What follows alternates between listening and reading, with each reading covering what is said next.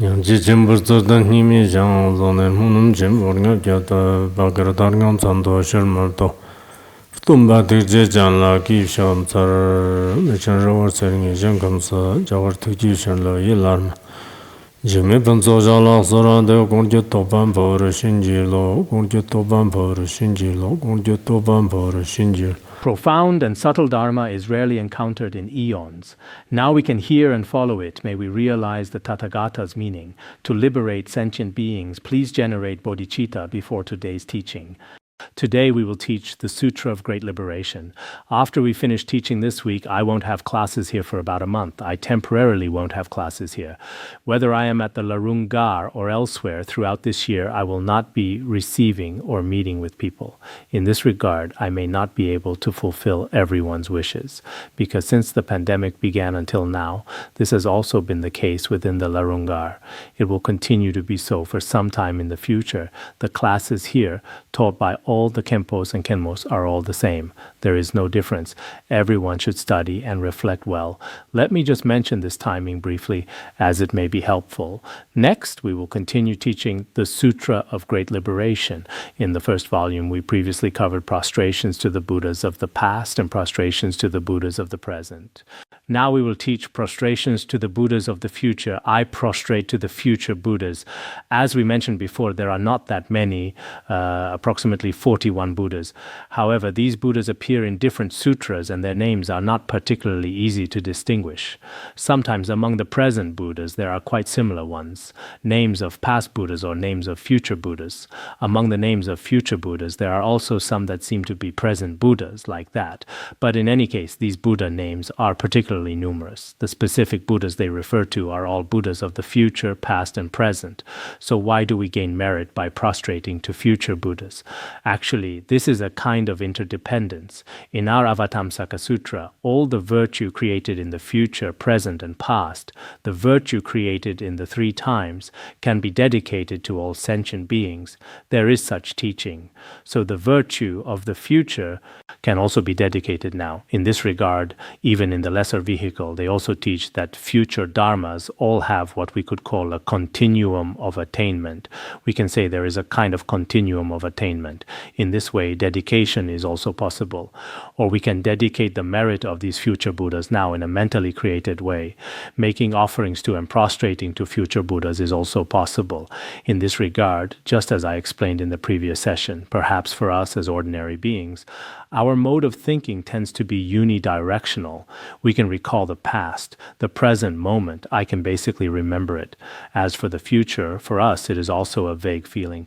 But actually, regarding the future, these things that have no obstruction of time and space, whether it be virtue or unconditioned virtuous dharmas, from this perspective, this is also reasonable because our conceptual thinking can only exist at the level of ordinary beings.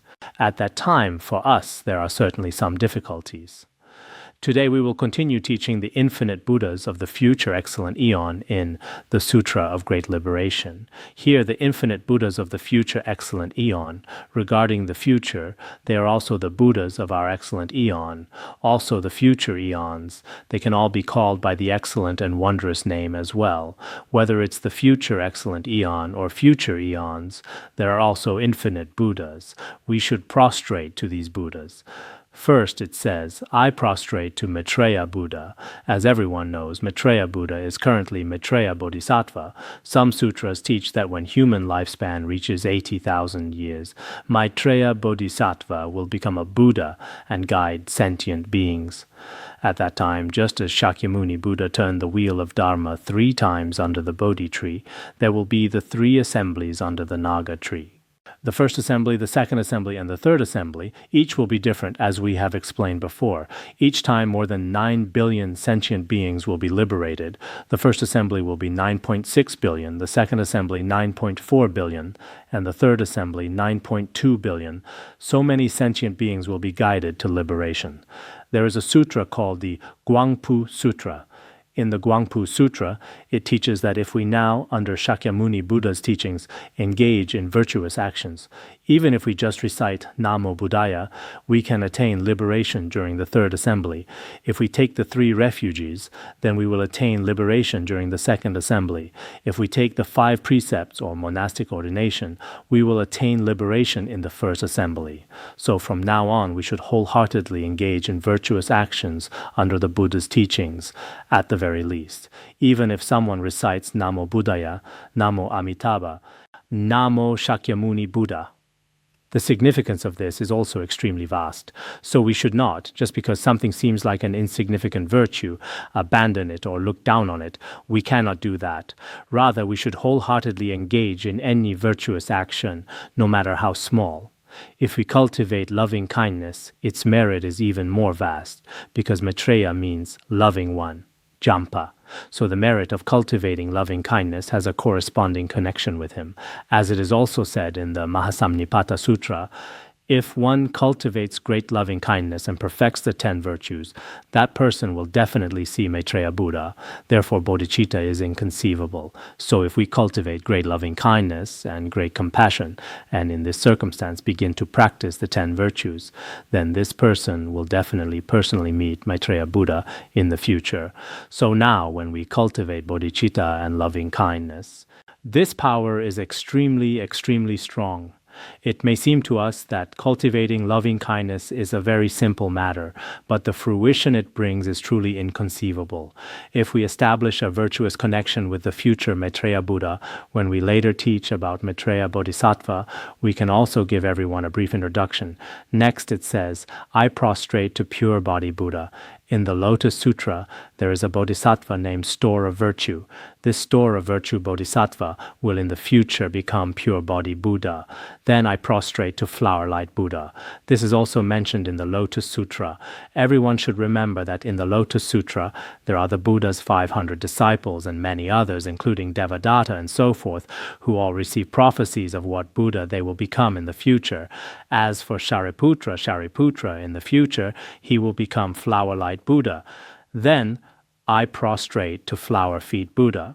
This Flower Feet Buddha was added later. It's not needed because right after this there is another Flower Feet Buddha. That one is already sufficient. So this Flower Feet Buddha is not needed. Next, I prostrate to Light Buddha. As for Light Buddha, actually it is also mentioned in some other sutras. He is a Buddha who will appear in the constellation Aeon. He is also called Light Buddha. It is also mentioned in some other sutras. This one is called Light Buddha. Then I prostrate to Flower Feet Buddha. This is also taught in the Lotus Sutra. At that time there was a bodhisattva named Firm and Full. This Firm and Full bodhisattva will in the future become Flower Feet Buddha. Of course, this is the Buddha of peaceful flower feet. This Firm and Full bodhisattva might be this one, but perhaps it's another Buddha. I prostrate to Name and Sign Buddha.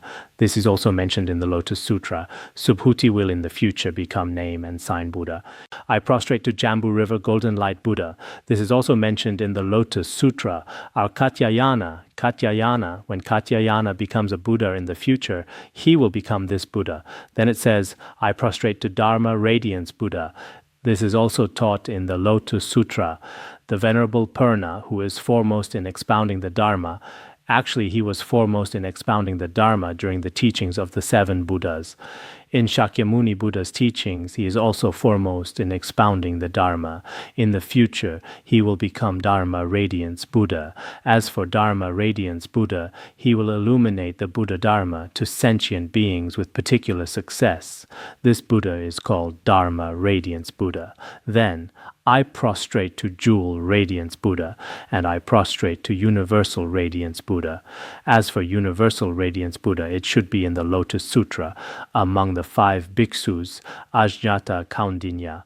He will in the future become Universal Radiance Buddha. I prostrate to Universal Sign Buddha, and I prostrate to Universal Light Buddha. Just now it was Universal Radiance Buddha. Here it is Universal Light Buddha. Universal Light Buddha is mentioned in the Ratnakuta Sutra. In the Ratnakuta Sutra, it says that Queen Shramala will in the future become Universal Light Buddha. I prostrate to Mountain Ocean Wisdom Buddha, and I prostrate to Sovereign Master of Supernatural Powers Buddha. In the Lotus Sutra, it seems that Mountain Ocean Wisdom Sovereign Master of Supernatural Powers Buddha is one Buddha's name.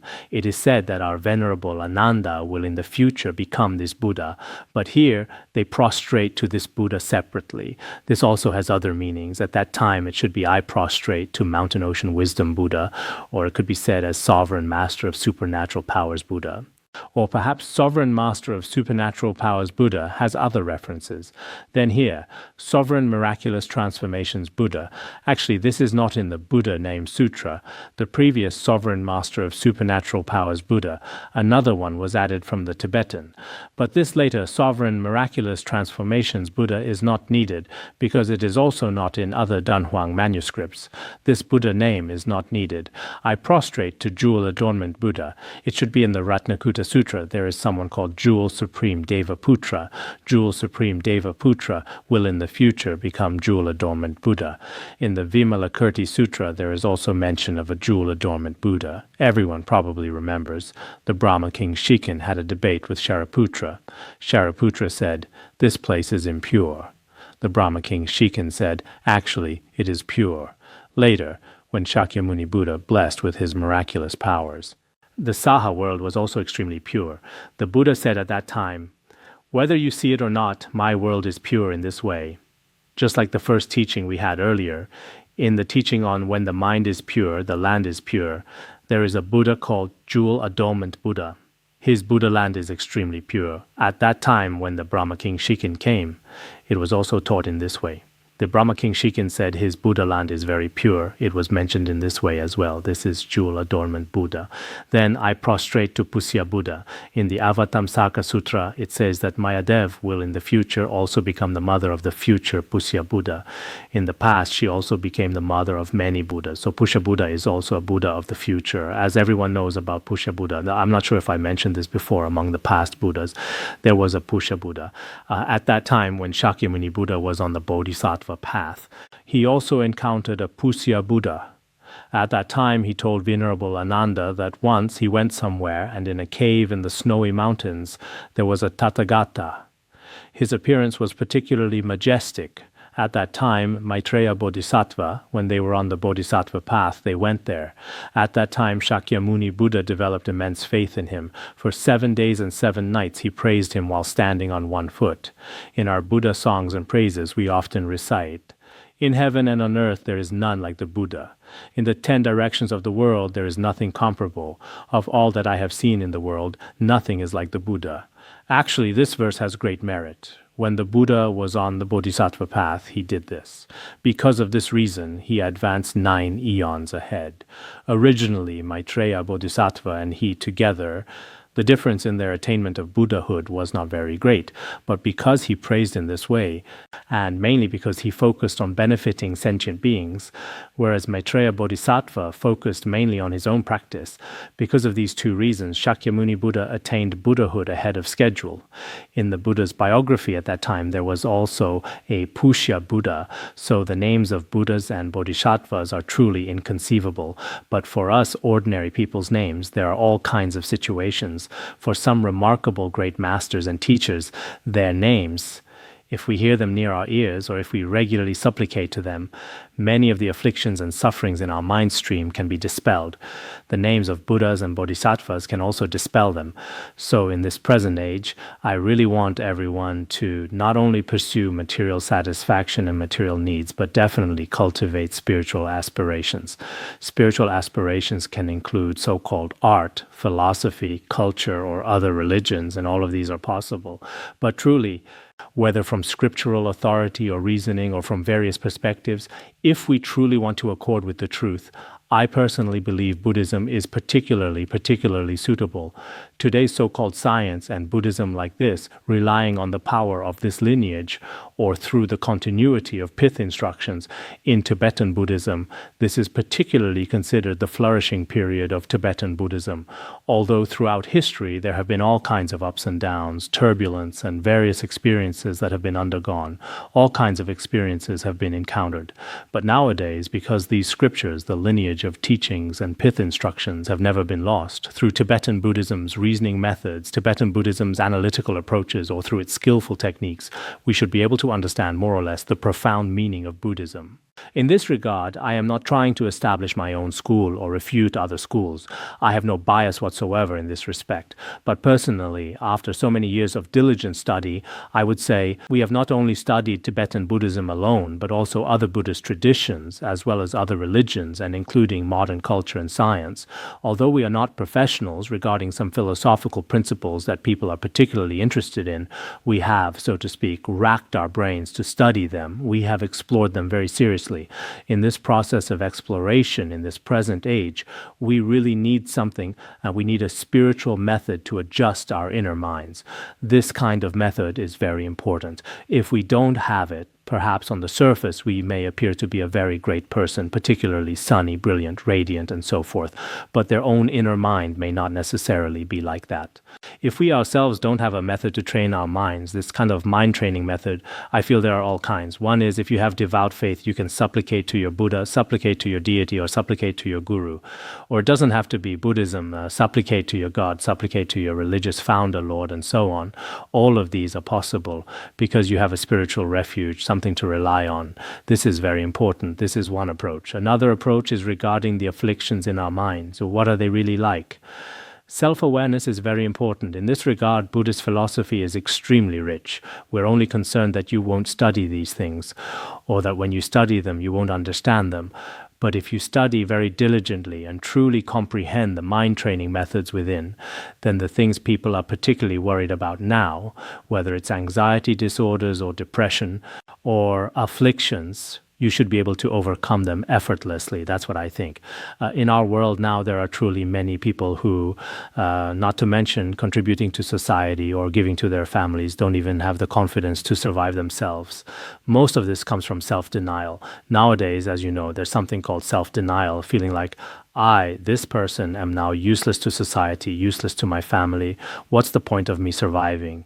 Actually, you yourself are like a wish-fulfilling jewel. You have everything. For example, if you are filled with confidence, even if everyone abandons you, as long as you don't abandon yourself, that's fine. If all people abandon you, animals haven't abandoned you, that's also fine. If you don't have one arm, you still have the other arm. If you don't have one foot, you still have the other foot. If you don't have one eye, you still have the other eye. Logically speaking, if we approach it from another angle and are filled with confidence in ourselves, these things shouldn't happen. Recently, I saw in the news that in Japan, consecutively, in less than 2 months, a while ago, a male celebrity, reportedly very famous, and recently, within about a week, just the day before yesterday, 2 particularly successful female celebrities committed suicide. Both suicides were by hanging, and one of them herself left behind an 8-month-old child. Many people don't understand, from a worldly perspective, whether it's fame, appearance, or everything else, things that people particularly aspire to, they had it all. But they didn't even have the courage to survive. They weren't even willing to care for their own adorable child at home. In the end, they gave up on themselves. Most importantly, they definitely had afflictions. How do we counter these afflictions? Actually, in this present age, this is truly very important. Most importantly, don't give up on yourself. This is what many Western experts and psychologists greatly emphasize. Don't give up on yourself, but sometimes they only say it theoretically. In actual practice, it's not there. Why can't we give up on ourselves? What are we really? From the Mahayana Buddhist perspective, we ourselves possess the Tathagata Garbha. Perhaps people can't understand this. What is Tathagata Garbha? I'm suffering terribly, and you're telling me I have Tathagata Garbha. I can't see it. I can't hear it. I definitely can't think of Tathagata Garbha. Then we say, supplicate to the Buddha. but they themselves don't have any faith. In this circumstance, they just look at, why am I suffering so much? At that time, perhaps the present state of mind is also very important in this regard. It's not when we're already afflicted. For example, if you're fighting with your family or fighting with friends, at that moment, if you try to practice, it may be too late. But normally in our practice, we must recognize this world and recognize ourselves. Actually, just as I said earlier, if you yourself don't give up on yourself, it's very difficult for others to give up on you. Nowadays, many people have problems with relationships. You particularly like someone, you feel my entire world, the Buddhas of the future, past and present, is that person. That's what you think. But when this Buddha no longer pays attention to you, you feel that the whole world has completely changed. It used to be radiant, but now it's dull and colorless. At that time, it's over. What should I do? Then I can only give up on myself. If one person abandons you, there are still more than 7 billion people in this world who don't necessarily abandon you. Or let's say, in this world, when one career doesn't succeed, we can seek other careers. Sometimes we see people who are particularly unsuccessful, yet their mood is very happy. At crossroads, there are some beggars. I've even heard before that at night they have some particularly dirty mats covering their bodies while singing. It seems, why are these people like this? Mainly in our minds, we truly need to have courage. This is very important. Whether you're a practitioner or a monastic, in this world, the main thing is whether our minds can be adjusted. If the mind can be adjusted, we Tibetans have a saying about a person being very resilient. If you bury them in the ground, they won't die. A person begins again after all kinds of failures like this. They begin to turn things around, and then whether it's in their reputation, career, relationships, or even physical health, in many respects, this strong person keeps standing up again and again. Actually, just as I said earlier, those celebrities I saw in the news recently, in terms of worldly fame, physical appearance, or wealth, they were not lacking in these aspects at all. Materially, they certainly lacked nothing, but spiritually, they definitely could not conquer their own afflictions. The self-denial I mentioned earlier, they had no confidence in themselves. They felt, now I have nothing to offer society. Especially nowadays, some famous people on the internet, people particularly, no matter what they do, they start quarreling with them, clashing with them. Then at that time they think, I was supposed to be successful, but with them like this, what should I do? I have no face. How can I continue living? Or all kinds of afflictions. They begin to magnify their small afflictions continuously. After this, in the end, the whole world changes. So this is one aspect. There's also another aspect. When we are particularly afflicted, we must stabilize ourselves, because sometimes these afflictions, according to Buddhism, there are some non-humans and spirits who are also encouraging you to commit suicide, encouraging you to succeed. So at that time, supplicate to the Buddha, your guru, and your deity, because you yourself are particularly afflicted, and in a short period of time, you might either kill someone else or kill yourself. This kind of phenomenon really requires, even if you yourself want to. For example, if I want to kill myself, I can't kill myself now. I made a vow before. I definitely want to kill myself, but I'll do it tomorrow.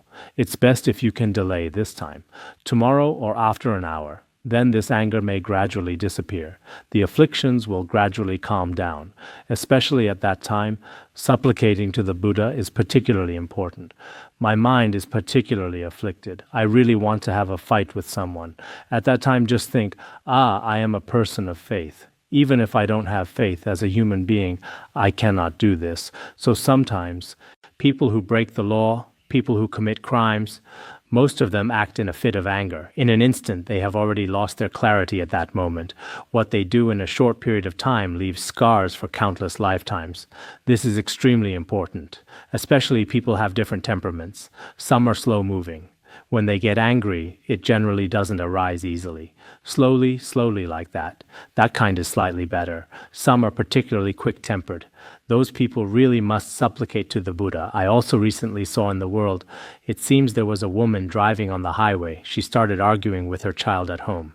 After the argument, the woman was probably quite impulsive. She immediately stopped the car on the highway. When the car stopped, the child immediately opened the car door and jumped off the highway on the spot, basically within a few seconds. There's also another one. I don't know if everyone saw it recently. I felt quite deeply about it. Each of us should regularly supplicate to the three jewels. Otherwise, in just a few minutes or a few seconds, we can do particularly unwise things. There was a case of a middle school student's suicide. Recently, it's been on the news continuously. I think everyone should also take a look and reflect on themselves. We certainly wouldn't do this, but it's hard to say. Nowadays, especially after the pandemic, many people's mental states are particularly confused, and the number of suicides is continuously increasing. At this time, we must supplicate. We must have confidence in ourselves.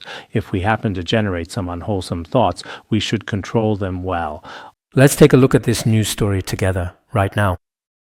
On the 17th, a heartbreaking incident occurred in Wuhan, Hubei. A 9th grade student jumped from a building after being slapped 2 times in the face by his mother in the school corridor. The boy slapped by his mother is Zhang Morui, a 9th grade student at a Wuhan middle school. That afternoon, he played poker in class with 2 classmates. The homeroom teacher called the parents of all 3 to help with discipline. In the video, Xiao Zhang is slapped twice in the face by his mother in the 5th floor corridor and pressed against the wall while being lectured. A female teacher came over and tried to persuade Xiao Zhang's mother, so the mother stopped hitting her child and stood aside, saying something. The teacher stood with her hands on her hips, facing Xiao Zhang and watching him. Afterwards, the teacher and Xiao Zhang's mother turned and left. At that moment, Xiao Zhang turned around, climbed over the railing and jumped from the 5th floor. That night at 9 o'clock, he was pronounced dead due to the severity of his injuries. Local education, judicial and other departments have intervened to investigate and handle the aftermath. This incident has sparked widespread public discussion. Netizens feel saddened by the child's tragic passing, and many believe that the parents' way of disciplining was too harsh. Children have their own self-esteem, and parents should not hit their children in public. This has further sparked discussions about how parents should educate and communicate with their children, as well as how schools should guide and nurture children's growth. We hope that Xiao Zhang's passing serves as a wake-up call for all parents and schools. May such tragedies never happen again. This was a very brief scene from the past, but when his mother hit him, maybe he didn't even think about suicide at that moment back then, because earlier they were just playing cards in peace. This was a very brief scene, but when his mother hit him, maybe he didn't even think about suicide at that moment back then in time, because earlier that same day they were just playing cards with one another. And for his mother, it wasn't a big deal. Students are like this too. It's also quite normal for a mother to sometimes hit her child once. But for this child, perhaps because there were so many students present at the time, in front of so many students all together in the classroom at that time, he was subjected to such punishment or humiliation. He really couldn't take it anymore and immediately jumped out of the window. So through this kind of behavior, we can also clearly see that in our daily lives, in the present day and age, whether it's adults or children, all kinds of people have different afflictions. When we have afflictions, we should also observe our own minds, especially supplicate to the many Buddha names we've discussed here. At the very least, those spirits, non-humans and yaksas won't easily come close. Actually, when a person commits suicide, according to Buddhism, there are many non-humans and spirits at that time causing trouble. They continuously disturb their psychology. At that time, they themselves sometimes don't even know at all. For example, some people who didn't succeed in suicide, at the scene, it's as if they completely lost themselves. At that time, they don't know themselves. For example, they were extremely angry, but at that moment, they didn't know what they were doing. Later, when they wake up, oh, so that's what happened. This kind of situation is quite common. So here, we're also telling everyone that supplicating to the Buddhas and Bodhisattvas is truly very important. At the same time, in our Buddhism, some mind training methods, these should be very important. If we train our minds well, even if our bodies have all kinds of illnesses, we can still endure them. If in the whole world various disasters of earth, water, fire, and wind occur, we should also be able to face them. In this circumstance, our mind is extremely important. Next it says, I prostrate to 10 billion sovereign lamp king Buddha. I prostrate to jewel sign Buddha. It seems this is in the Tibetan and also in the Dunhuang manuscripts, but I haven't seen it in the Buddha named Sutra. Among the present Buddhas, there is a jewel sign Buddha, but this should be a future Buddha. That one is among the present Buddhas. It should be in the translation by Yi Jing. In the Golden Light Sutra, there is a jewel sign Buddha.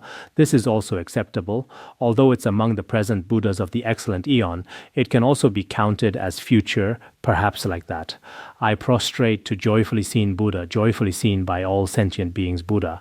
This is also mentioned in the Lotus Sutra.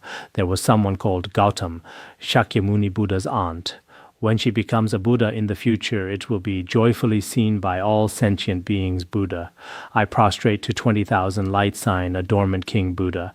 I prostrate to 30,000 Buddhas of the same name, universal virtue Buddha. The previous ones may also be of the same name, perhaps occasionally with some different names. Perhaps these 30,000 Buddhas are completely of the same name, universal virtue Buddha. I prostrate to Cloud Thunder Sound King Buddha. But regarding Cloud Thunder Sound King Buddha, our Danhuang manuscripts and the Tibetan version call it Thunder Sound King Buddha. The character cloud at the beginning is not there. Thunder Sound King Buddha. In the Buddha name Sutra, it's called Thunder Jewel Sound King Buddha. Also, in the three Danhuang versions, they are all the same, all called Thunder Jewel Sound King Buddha. So the character cloud at the beginning, and in other versions, it's not there. So this cloud should not be needed. According to the Danhuang manuscripts and Tibetan, Thunder Sound King Buddha, that should also be acceptable. Just as I said, Thunder Sound King Buddha. Next are 48,000 Dipamkara Buddhas. Dipamkara Buddha is also called immovable light Buddha, but this Dipa, lamplight, means steadfast and also means immovable. So it can be called Dipamkara Buddha. Then I prostrate to Jewel Moon King Buddha. Regarding Jewel Moon King Buddha, in the Mahavaipulya Dharan Sutra, the Buddha at that time gave prophecy to 500 disciples that they would become Jewel Moon King Buddha in the future. It should be this. Here it says 500, but here it doesn't mention 500. Actually, there is such a case. In the Mahavaipulya Dharan Sutra, there is also such a prophecy. I prostrate to stainless radiance Buddha. In some sutras, it's called stainless radiant light Buddha. I prostrate to wondrous form Buddha. Wondrous form Buddha is one of the 1,000 Buddhas of the excellent eon. I prostrate to wondrous form radiant light Buddha. I prostrate to Buddha who destroys all difficulties for sentient beings. I prostrate to all fragrances Buddha, and I prostrate to all sounds Buddha. Regarding all sounds Buddha, in Tibetan it's also all sounds Buddha. In the Danhuang manuscripts it's also all sounds Buddha. In the Buddha name Sutra, it's all adornments Buddha. The name is slightly different. But both the Danhuang manuscripts and Tibetan say sounds. This sounds doesn't need to be changed. I prostrate to 10,000 radiant light adornment Buddha. In Tibetan, it's 80,000 radiant light adornment Buddha. But in the Buddha name Sutra, and in all the Danhuang versions, they all say 10,000 radiant light adornment Buddha. So it doesn't need to be changed. Actually, these are all in the Buddha name Sutra. These several Buddhas we're discussing now, including their sequence and text, are all the same. In this way, 10,000 radiant light adornment Buddha. I prostrate to 8 billion adornment radiant light Buddha. In Tibetan, it's 80 times 100,000 adornment radiant light Buddha, because this billion is always expressed as 100,000. I prostrate to jewel flower adornment Buddha. I prostrate to supreme virtue King Buddha. I prostrate to purple golden radiance Buddha. I prostrate to 500 prophesied flower light Buddha. I prostrate to Narayana indestructible Buddha. I prostrate to excellent flower adornment Buddha. These latter Buddha names, in the Buddha name Sutra, they are in another volume. They are there. Vajra Samadhi Sovereign Buddha. Some sutras teach that whoever hears the name of Vajra Samadhi Sovereign Buddha will not fall into the hells. The merit is very great. These above are the future Buddhas. I prostrate to the future 1 Buddha, 10 Buddhas, 100 Buddhas, 1,000 Buddhas, 10,000 Buddhas. They can eliminate the heavy karmic sins of birth and death from infinite eons. I prostrate to 100 million, 1 billion, 10 billion, 100 billion, 1,000 billion, 10,000 billion Nayutas, Ganges river sands, infinite Asamkhyeya Buddhas. If a person hears the names of the infinite Asamkhyeya Buddhas of the future, This person, for 400,000 eons, will not fall into the suffering of the hells. Therefore, today we pay respect. Here we have discussed the future Buddhas above, approximately 41 Buddhas.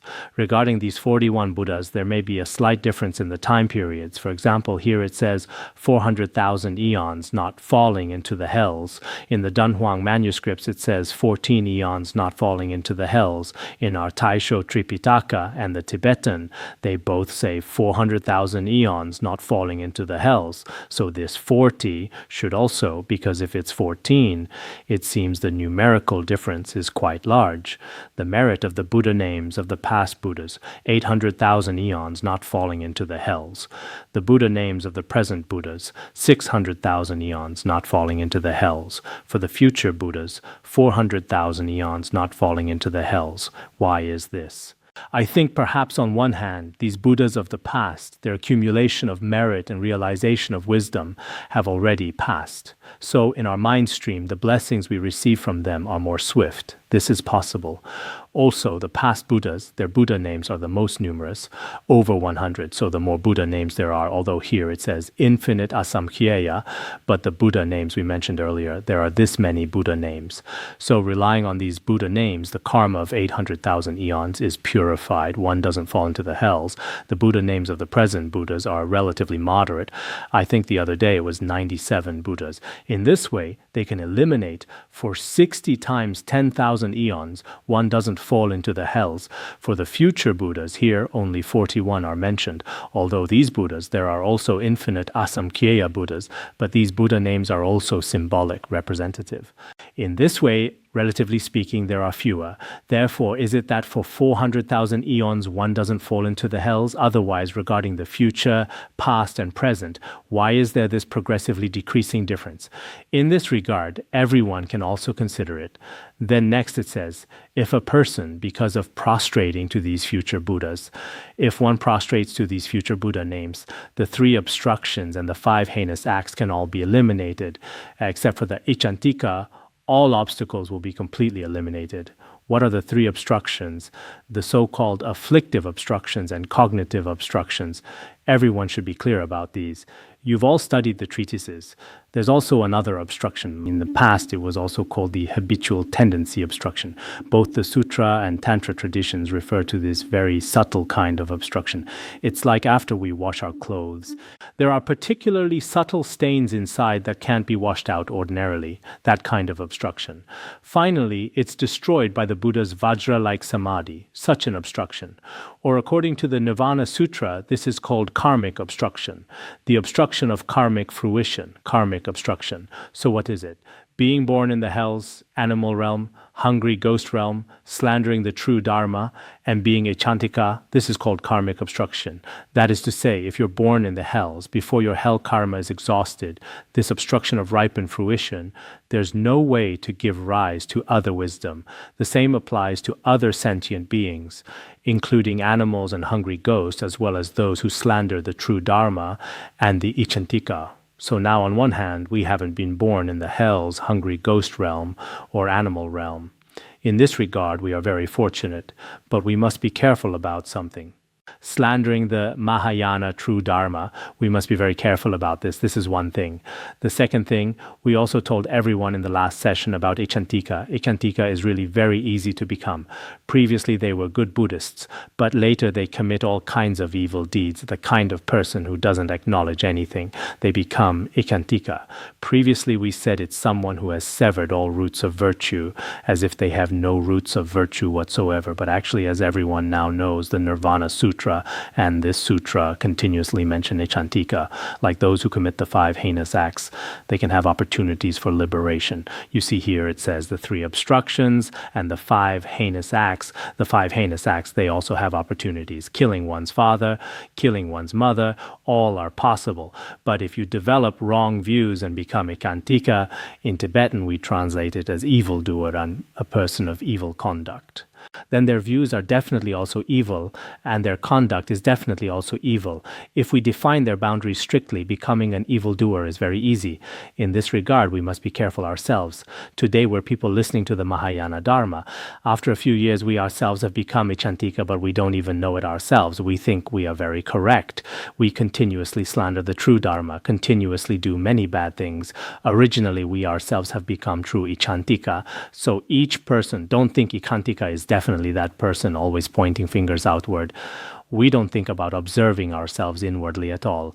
Will I actually become ichantika? In the future, will I become ichantika? This is very important. Such people, those who prostrate to the Buddha names, can abide in the Buddha Dharma. They can see infinite, boundless Buddhas, and they will also continuously hear the true Dharma. Therefore, today, we should pay respect to the future Buddhas. The verses below are a summary verse about the Buddhas of the three times. If a person, because of prostrating to the Buddhas of the three times and 10 directions, the Buddhas of the three times, future, past, and present, as well as these Buddhas of the 10 directions, eliminates the karma of the past, the karma of the future, and the karma of the present. What karma? The 10 unwholesome karmas that were created, the 10 evil actions. If this karma is purified, now they attain elimination, and in the future they will see their Buddha nature. In the future, the essence of the Tathagata Garbha in one's own mind stream can be seen properly, and as it is, therefore one should have sincere faith in this. So we should have confidence and believe in it.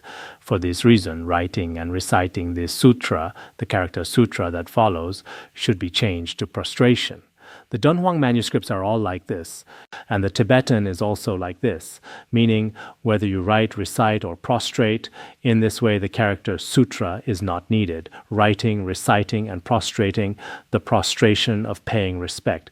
In every place where one is born in all lifetimes, what is it like? One does not develop evil, wrong views.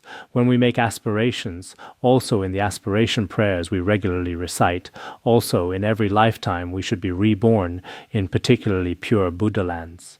We should not be reborn into families with wrong views, or even dormitories with wrong views. It's best not to be reborn even in such dormitories. Otherwise, if there are wrong views in one dormitory, the entire dormitory can become people with wrong views. This really happens.